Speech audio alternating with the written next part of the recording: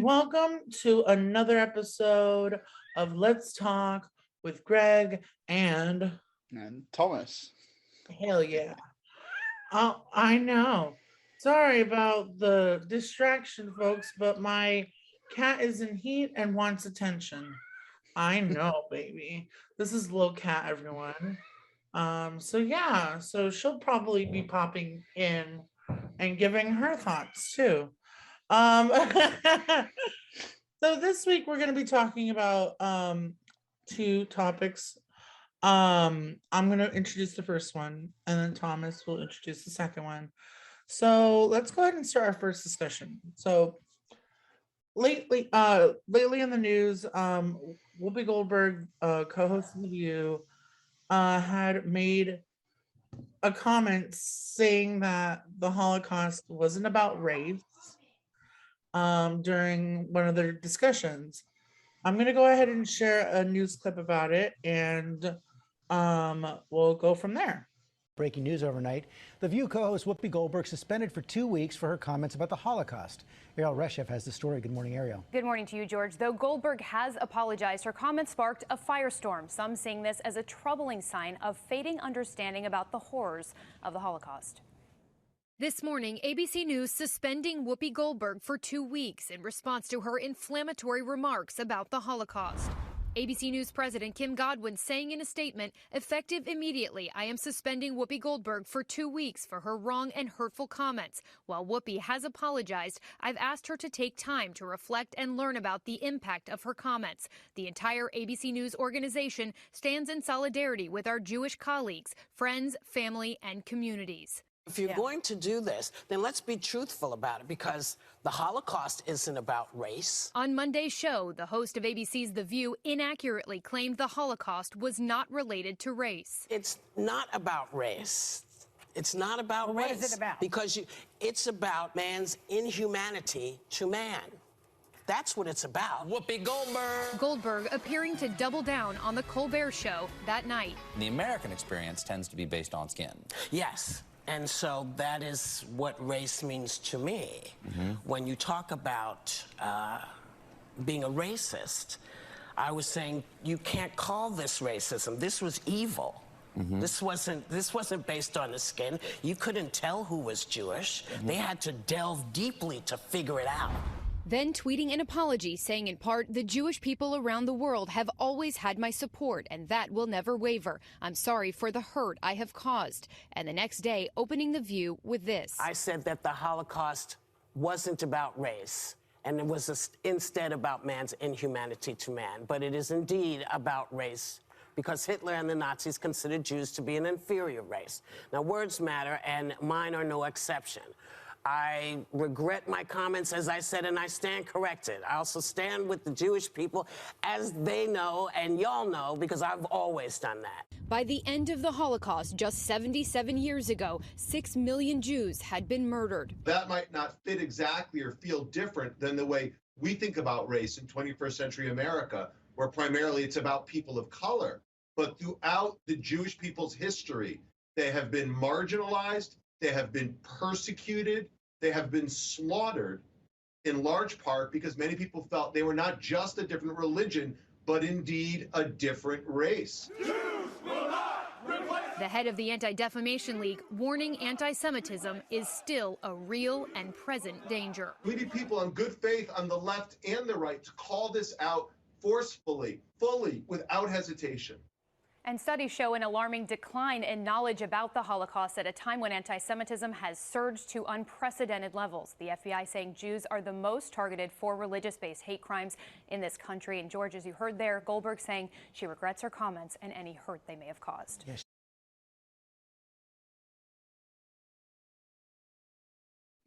Okay, so I personally, no, she was suspended, and there are people that are already like online that are saying like she should be canceled for those comments. I feel like it was an ignorant comment because it wasn't anti-Semitic. I feel like it was just, lack of knowledge. And I feel like almost anyone would like say that nowadays, because when people talk about race, they they see it as skin color. And but people need to realize, no, the Nazis solely focused on race because at the time they used Jewish people to scapegoat, to make them the enemy of the state. They used their own propaganda to make sure that happened because they thought they deemed them as inferior. And then also they didn't focus on just the Jews, but they also did people who were dark skinned, homosexuals, Romanis, anyone who wasn't the Aryan race, and Disabled, yeah, they were using white supremacy. So yeah, it was communists. about Because it was also used for political. Mhm. It was Yeah, also the a political weapon. intellect. Also, yeah. Yeah. Yeah. What were your thoughts on that? Do you think she should be canceled for her comments, or what do you think? I think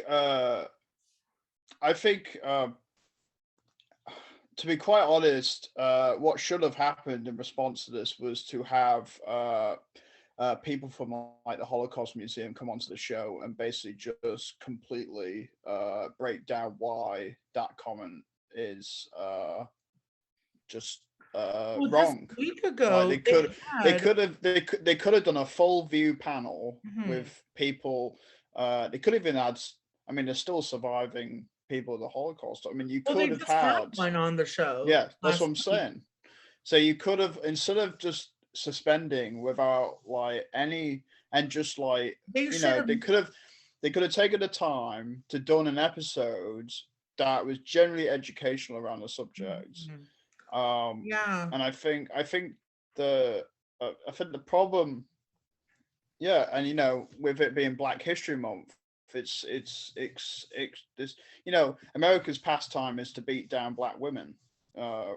and it's not a good, it's really not like, you could have taken this moment to go, okay, we can accept that there is this view where race is all about skin color, and for America, it may very well be that this is the view on what racism actually is. But what is racism? Racism is power, institutionalized power that is weaponized. Yeah. It's like I've said to people that white people, you can't be racist to white people in America, because the reality is that racism is about power.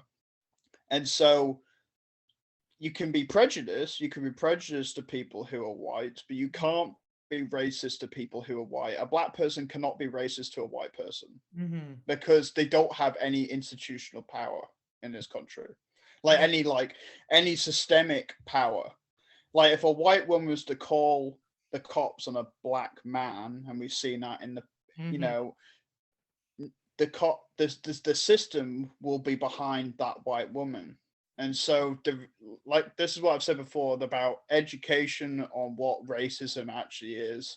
The Nazis during this era very much weaponized the Jewish faith as a race. It was about weaponizing the system against these people, and that's what racism is. Racism is about systemic power. Yeah. Used in a way that is targeting particular groups of people. That's what racism is. I want to also take this opportunity to remind people that, with, people want to, call out anti-Semitism, but the people who will do that, like some of our leaders, will be supporting Israel. Yeah. And my thing is, if we're going to talk about the Holocaust, we need to also talk about what the current state of Israel is doing. And if you want to be, I feel like if you want to be an advocate against anti-Semitism, you also have to be anti-state of Israel. Because what they're doing right now is what the Nazis did 77 years ago. So I want to make that clear. When we talk about anti-Semitism, you need to also support Palestine. Yeah. So, Absolutely. yeah. Do you have anything further to say on this topic, or? No, I think the response to suspend her, I think it was completely the wrong direction. They really could have taken this moment and basically educated an entire, like, millions of people who would watch this show, and basically show how I feel like that type should of comment. definitely be the standard. Yeah. When in cases of, of racial discrimination on shows or sexual harassment, take the time to educate your audience on why they had to remove that person or why this incident happened. Education is so important. And if you really want to be an advocate for change or advocate against racial discrimination, educate. Yeah. Absolutely. Right, so we'll go ahead and move on. So before we get into our second topic of the week, I want to highlight that it is, we highlighted earlier that it is Black History Month, and we want to do a highlight someone in Black history each episode this month. So today I want to talk about Madam C.J. Walker. And if you want to learn more about her, you can watch the Netflix docu-series Self-Made, the story of Madam C.J. Walker. Octavia Spencer plays her. And then you have stars such as Tiffany Haddish. She's known as being a funny comedian, but she plays a very accurate depiction of her daughter. And how she helps her mom as well. But Madam C.J. Walker was she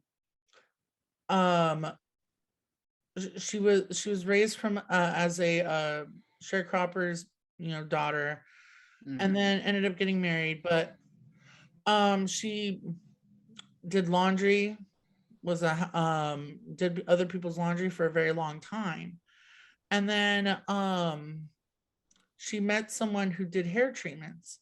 She had very nappy, her hair would fall out. She had very bad hair, and she wanted to feel beautiful.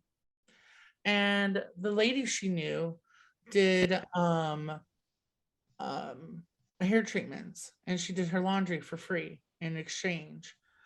And she was like, you're doing amazing. Like, you should like sell these more. Like, I want to help you sell these products. But she wouldn't let her because she wasn't beautiful, and her cell girls are beautiful, and she got really offended by that. And she was like, well, you know what, I'm going to make my own product, and I'm going to make sure everyone feels beautiful. And there was some controversy because she used the same formula for that woman who was also African American. But the point is, she became the first woman and the first woman of color to become a millionaire. And she was, self-made. She made sure that, one, she was actually one of the few, companies at the time that were actually being like caring for its workers, because she knew that she would not be here without her workers. She would give them good benefits, and even she had her own sales girls end up having their own stores and operating them. And she would hire women. A lot of her staff was women, to give Black women an opportunity. And yeah, her company, I believe, is now completely, unfortunately, went the corporate route because she passed away and other people took over.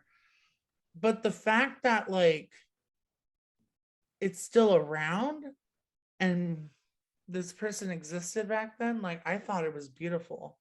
Mm. I thought it was a really amazing story. Yeah. Oh wow. Yeah, so next week we'll highlight someone else, and yeah. All right, so we'll go ahead and start our other discussion. All right, Thomas, so this week you have a topic to educate us on, so what's your story? Yeah, so basically, I don't know if people have followed the news, but we're basically there's been very big tension around Ukraine that's been riling up for the past sort of week or so, and basically, the State Department has been is briefing the press and basically putting out the accusation that Russia is going to commit like a false flag operation in order to justify invading Ukraine. Oh wait, hold on. This sounds like Iraq. Yeah, well, yes, it sounds like something America has already done, but which maybe highlights why maybe they can see something like this happening. I don't know. Well, but, early 2000 fashion is coming back, so might as well reuse the politics. but yeah, Insane. in the clip we have that we'll show you in a minute. Basically, the press is just basically saying, where is the evidence for this accusation?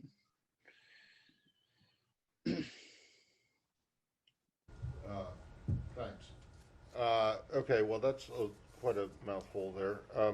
So you said actions such as these suggest otherwise, suggest meaning that they suggest they're not interested in talks and they're going to go ahead with some kind of what action are you talking about? One, the actions I've just pointed to. The fact that Russia continues to engage in disinformation campaigns. You made an allegation that they might do that. Have they actually done it? What we know, Matt, is what I have just said, that they have engaged in this activity, in this planning activity. But let me because obviously this is not the first time we've made these reports public. You'll remember that just a few weeks ago. I'm sorry, made what report public? If you'll let me finish, I will tell you what report we made public. We told you a few weeks ago that we have information indicating Russia also has already prepositioned a group of operatives to conduct a false flag operation in eastern Ukraine. So that, Matt, to your question, is an action that Russia has already taken. It's an action that you say that they have taken, but you have shown no evidence to confirm that. And I'm going to get to the next question here, which is, what is the evidence that they I mean, this is like crisis actors, really? This is like Alex Jones territory you're getting into now. What evidence do you have to support the idea that there is some propaganda film in the making? Matt, this is derived from information known to the U.S. government, intelligence information that we have declassified. I think you know. Okay, well, where is it? Where is this information? It is intelligence information that we have declassified. Well, where is it? Where's the declassified information? I just delivered it. No, you made a series of allegations and statements. Would you like us to print out the topper? Because you will see a transcript of this briefing that you can print out for yourself. That's not evidence, Ned. That's you saying it. That's not evidence. I'm sorry. What would you like, Matt? I would like to see some proof that you can show that Matt, you have been that shows that the Russians are doing this. Ned, I've been doing this for a long time. I know, that was my point. You have been doing this for quite a while. You know that when we declassify intelligence information, we do so in a means. We do so with an eye to protecting sources and methods. Is not going to fall. I remember a lot of things. So where is the declassified information other than you coming out here and saying?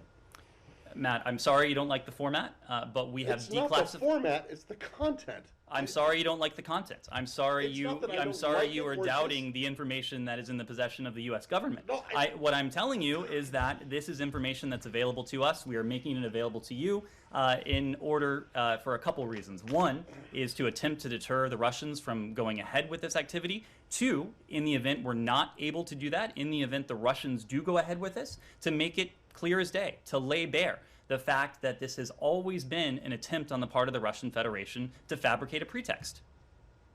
Yeah, but you don't have any evidence to back it up other than what you're saying. It's like you're saying, we think we have information the Russians may do this, but you won't tell us what the information is. And then when you're asked, that is the idea behind deterrence, Matt. That is the idea behind deterrence. And when it is our hope that the Russians don't go forward with this. You say, I just gave it to you. But that's not what you seem not to understand. You seem not to understand the idea of deterrence. We are trying to deter the Russians from moving forward with this type of activity. That is why we're making it public today. If the Russians don't go forward with this, that is not ipso facto an indication that they never had plans to do so. But then it's unprovable. I mean, my God, what is the evidence that you have that suggests that the Russians are even planning this? Matt, I'm not saying that they're not.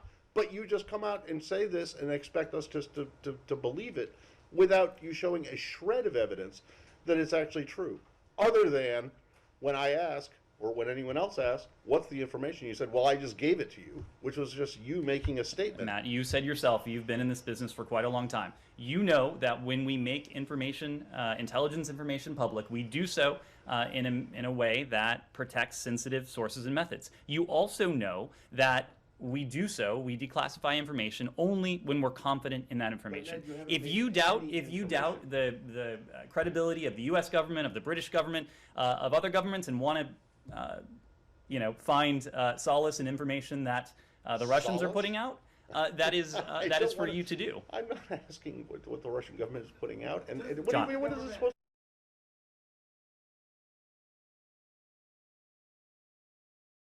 Wow. That was interesting. That was hard to watch. Like, it was like a student in like middle school who's giving a presentation and they don't know jack shit what they're talking about. It's like you said, it's like everyone just happened to forget about Iraq and WMDs, as if this didn't happen, as if America hasn't done this exact thing, like by faking some absolute garbage and just saying, believe us, we're completely legit. Like, people, I have to remind people listen to this, the guy that was speaking, and that's Ned Price, he's former CIA, right, for the State Department, right? By the way, the CIA has given us hits like WMDs, has given us Russiagate, has given us Havana Syndrome in Cuba, right? And from this, they come out and you're expected to believe these crazy false flag operations and like with zero evidence. And it's all because the US government says so. Like, you just got to believe us. Full stop. End of story. And I'm like, we're well beyond the point where just for that journalist to go and ask just for the bare minimum is almost like, no. It's shocking, and I don't know, like this pro-war propaganda that's now being pushed out is very timely and has always been used in times when administration's numbers are completely and utterly in the toilet. Remember George Bush, Nixon, like all these, every single presidency there's ever been, when the numbers are in the toilet, what do? They try and start a war, or they try and start pro-war. They just do this stuff because they know it's a way to look tough and get the numbers back up somehow. And it's complete. How about you just give the fucking American people what they want? You're never, like, literally, if Biden just passes decriminalize marijuana and erase forgave student loan debt, his numbers would skyrocket. Yeah. Just those two things. Oh, and then maybe do a public option. Things that he said he would do, but whatever. Or just I don't know, keep any of his promises. Yeah. Like just one promise, one significant promise. And that's the thing. That's all you have to do. Like, you know how easy that is, fool? But you know, make it make sense. That's a different point. That's a whole different story. But back on this. The point is that this, like, the U.S. press secretary and you know the State Department just wants you to take them at the word, and you just can't anymore. I'm sorry, like you've like, and this journalist here doing the right thing, basically, you know, and to act like we can't give evidence for something. The accusation is huge. Like you're saying, without any proof. And so, you know, like you said before, WMDs and Iraq is as if that just didn't happen or didn't even exist. Like the American government didn't do this. You know, but in the same week, and this is what's so comical, is that the State Department's done this. They've also said that they don't think Amnesty's report on Israel and classifying it as apartheid is 100% accurate. They did that also this week. And then I can't remember what they said. They said something else. I just need to make this point. If the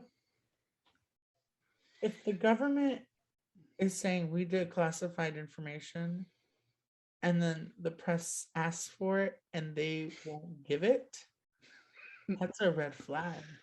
It doesn't exist. It's not real. You know, like, and if the declassified information is them just telling you at their word, that's not good enough. No, we need to see. We need the receipts, y'all. We need the receipts. But you know, it's classic American foreign policy. Numbers are down, create a war. It's sad that it's predictable, you know, because millions of lives are now at stake. And that's how the US government sees us. But what's so ridiculous about it is the Ukrainian president had to come out and downplay the seriousness of the situation because of how serious it was getting at the border. Like, so he had to come out and disavow US intel on this, right? The actual Ukrainian president had to do that. And so that tells you that Ukraine doesn't want this. They don't want this. Yet America is getting involved again. I swear. Oh gosh. Well, folks, that goes ahead and wraps up this week's episode of Let's Talk with Greg and Thomas. We'll see you next week, folks. Take care.